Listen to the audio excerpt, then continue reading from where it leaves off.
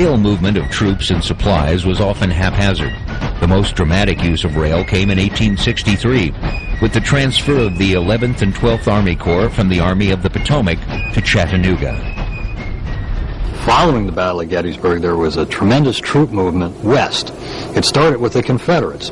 The Confederates moved about 8,000 men of Longstreet's Corps to Dalton, Georgia, and got involved in the Battle of Chickamauga, which upset the balance of power in the West and caused the Union Army to retreat into Chattanooga, Tennessee.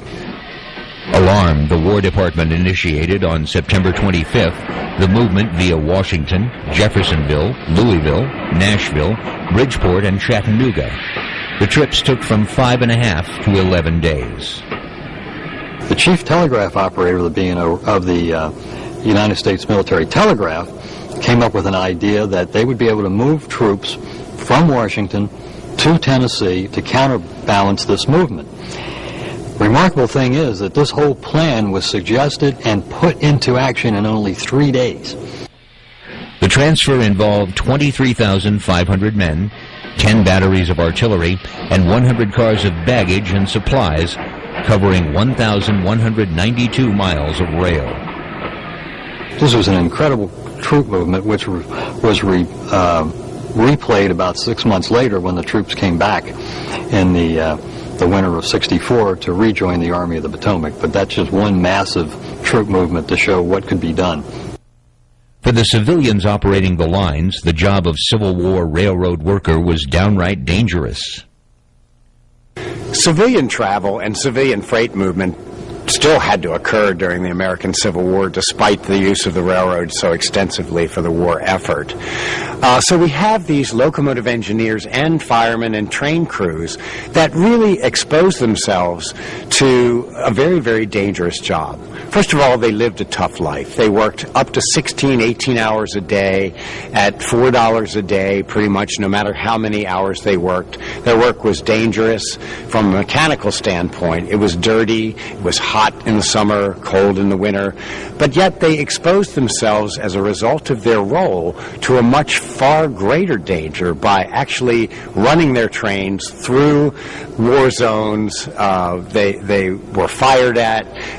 Cannon fire was aimed at the trains, tracks were torn up, and without real brakes on a train, it took a long time to stop them. Accidents occurred, deaths occurred, so it really was dangerous to work on the railroad during the American Civil War. Then there was always the danger of attacks by raiders like John Mosby or Bedford Forrest. The railroad was always a target for Confederate raiders because it was an economic way to damage the Northern War effort. It didn't take a lot to pull out a rail. And what they would do is they would displace a rail, tie telegraph wire around it, and as the train came down the track, yank it out, it would flip over. They hardly expended any energy. And that way they could either destroy the train, they could also capture quantities of supplies or prisoners. One of the most feared railroad raiders was John Singleton Mosby, nicknamed the Gray Ghost. The area of north-central Virginia in which Mosby operated with impunity was known during the war and ever since as Mosby's Confederacy. On the track between Charlestown and Martinsburg, Mosby captured a train that happened to have a paymaster on it, and it's known as the Greenback Raid, where he captured approximately well over $100,000 from the paymaster and distributed amongst his men. But no matter how hard they tried, the raiders could never put the Union railroads out of business. Harry Gilmore of the 1st, 2nd Maryland Cavalry Battalion also captured and completely burned a train. It was a very economic way to cause a huge amount of damage. However, the one thing you can never forget is the railroad became absolutely perfect at repairing damage. Here at Mount Clair, they had pre-constructed bridge parts and other equipment and stacks of rails, and as soon as any damage was done, repair trains immediately went out, ripped up the damage, and replaced with new parts. And even Henry Kidd Douglas, who wrote I Rode with Stonewall, lamented in his memoirs that it was hardly worth the effort to destroy the B&O Railroad because they replaced it usually faster than they could break it. When the bomb from the last cannon faded, the great railroads began to look west and to the future. As we look at the decades leading up to the American Civil War, I think the federal government took a very global view of what this railroading technology could do in terms of helping the country expand and the Industrial Revolution kind of develop and grow. But by the Civil War, we find a very sort of narrow view of railroading because its immediate need was for tactical purposes. Yet that global view didn't go away. Very few people know that the idea of a railroad that would go from the Atlantic Ocean all the way to the Pacific Ocean was in Abraham Lincoln's mind. Before he became president, he actually did a lot of legal work for railroads, so he knew the possibilities that occurred, and he actually signed congressional legislation right smack in the middle of the Civil War that would lay the groundwork and clear the path for what's been called the Transcontinental Railroad. 'Twas back in the summer of '61, Stonewall Jackson's band was won. McDowell marched across Bull Run and went back running to Washington.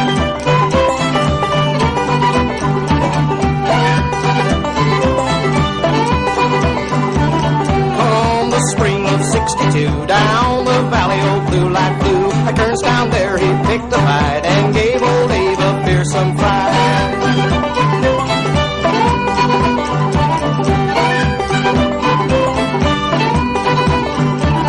Rebels in the valley, Lincoln cries alarm. Jackson's in the valley, I'll fear to his harm. Jackson's in the valley, Stonewall is on the loose. Jackson's in the valley, all hell's a breaking loose.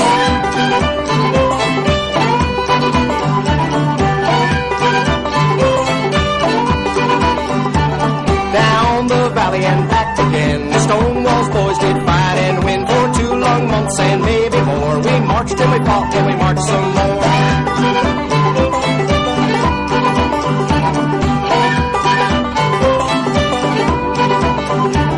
Now we'll raise a rebel yell and we'll send them Yankees straight to hell. We'll give them big shot, buck and ball. We'll march and we'll fight for old Stonewall.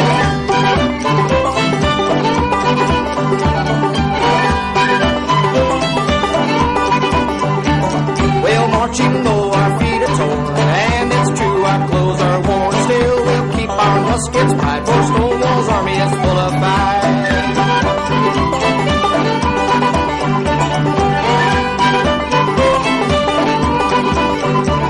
Banks and Shields and Fremont too, from our valley they all withdrew. Jackson swept the valley clear, and now he marches on McClellan's rear.